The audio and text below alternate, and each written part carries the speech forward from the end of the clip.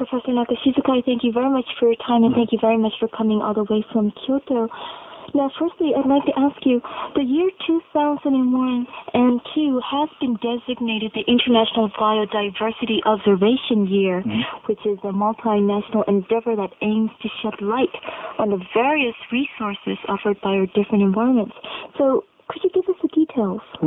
Okay. So the fundamental our intention is to observe the situation of the biodiversity at the beginning of the 21st century.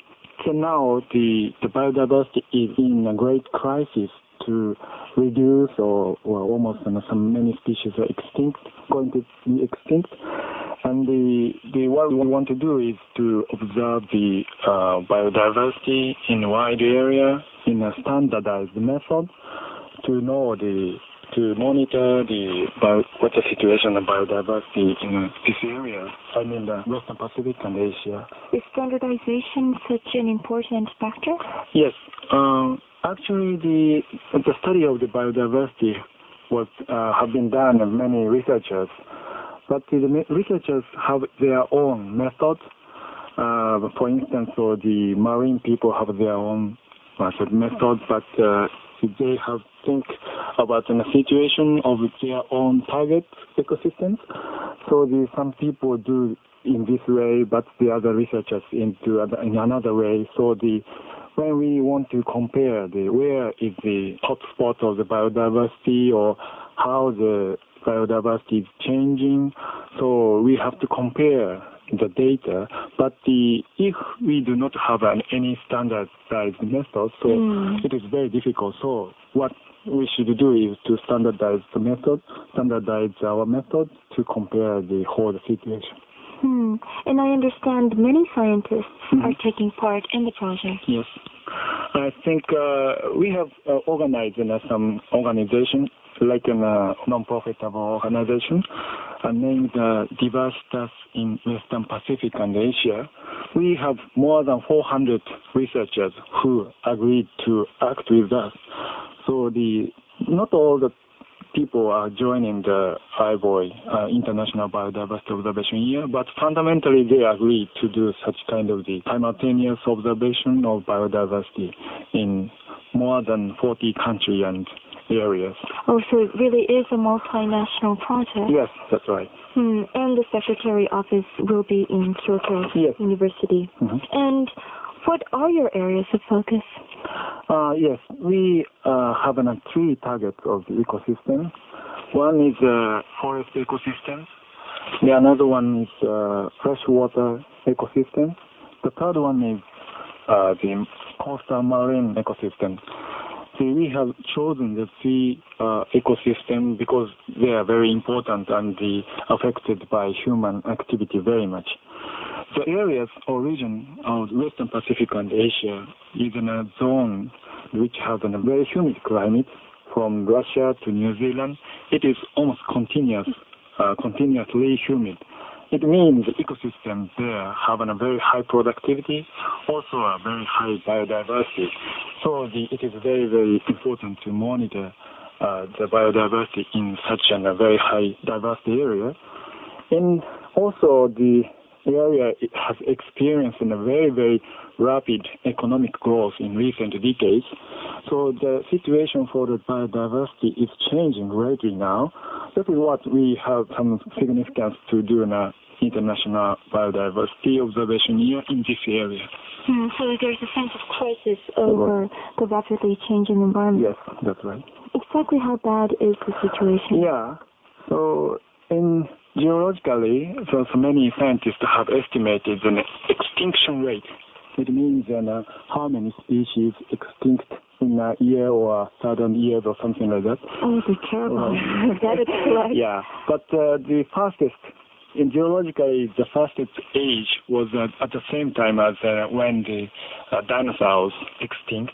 It's a long time ago. Right. It is very, very rapid. We can see some big meteors hit the Earth, and then they cause a very extinction of the large number of the organisms. But the rate of extinction at that time was estimated very low. A species in 100 years or so But now we are facing the very rapid extinction of the organisms, mostly caused by human activity. The rate is estimated now is 40,000 species a year. So the extinction rate is very, very different from the geological time. So we should think about how the human activity gives an organisms greatly the impact is, I think. So it's not just the dodo birds and it's not just the Tasmanian tiger. Right. So Yeah. a lot of more species involved. Yes. But you just mentioned that this is mainly due to human activities. Mm-hmm. Can you be specific? Yes. One thing is the cause of the extinction is mainly caused by destruction of the habitat. For instance, we are logging on many tropical rainforests. Tropical rainforests include many species. And then we are water pollution causing some decreasing in water quality that kills many organisms, or declamation, which is caused which was reported recently in Japanese seashore in the area there. Yes, and see what happened to our seaweed. Just such kind of the activity causes the destruction of habitat, and it means it's the extinction of many species. Another one is invasion of the alien species. For instance, some alien dandelion came into Japan, and it spread out very quickly. And now it is becoming very difficult to find our original dandelion in the city, or it is very difficult to find indigenous dandelion in a rural area now. But the alien dandelion is spreading out whole the city. Maybe all the dandelion you can see in Tokyo is an alien dandelion now. So such kind of the alien species is sometimes very competitive in some environment, and then eliminate the original species in some very, very limited place, I think.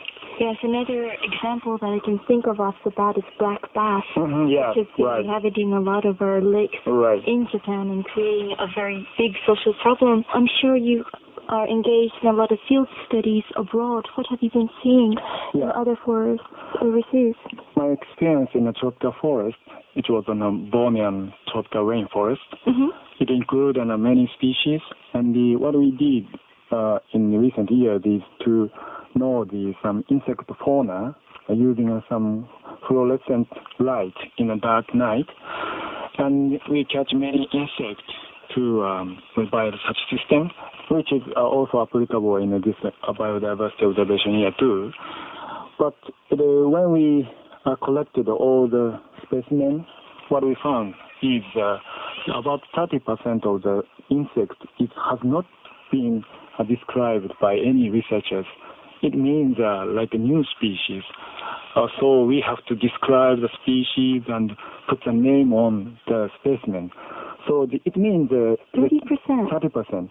So the tropical forests include many species, but 30% of them are not known by human beings. So, but the tropical rainforest is now decreasing very rate. So many species are going to be extinct without knowing by human beings. So that is a very, very big problem for us. Now, of course, that sounds very, very tragic. Can you explain to us the consequences of losing biological diversity? So what's the problem here? Yeah, it is a very important part of our research, I think, and very difficult to answer now. But sometimes biodiversity is why biodiversity is so important is one thing is we have it includes an unknown resource, which is representative of such resources and some medicine. Sometimes we found some medicines which are effective to some particular disease or something. Actually, in several years ago, some medicinal chemicals was found in some tropical rainforest, which was effective to AIDS. There's many people expecting we can find many chemicals among the species which are not known now, but we will be able to find in the future such important chemicals. Another thing is that now the ecotourism is getting a very popularity now.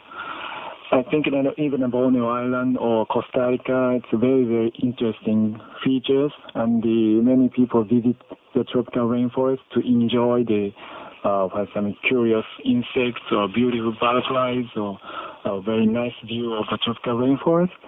So if we lose biodiversity in such an ecosystem, so I think no one wants to visit such a rainforest. No curious insects, no beautiful butterflies or something like that. Another thing is one thing is we are paying a very large cost to keep an ecosystem. For instance, so the pine wilt disease is a very good example, I think. Now in Japan, the pine withering in a very vast area from Kyushu Island to northern Honshu Island. It caused by nematodes living in some cambiums of the trunk. Mm-hmm. And they are spreading out very rapidly, carried by some insects. But the Japanese government have spent a lot of money to control this disease. Actually, the nematode is carried by some insect, but the government is doing to kill insect, carrier insect. That it costed very lot. So in a sense, someone said that it is more expensive than the price of the timber, pine. But indirect cause of such kinds of the outbreak of some disease is we have made some monotonous and monoculture of the pine in vast areas.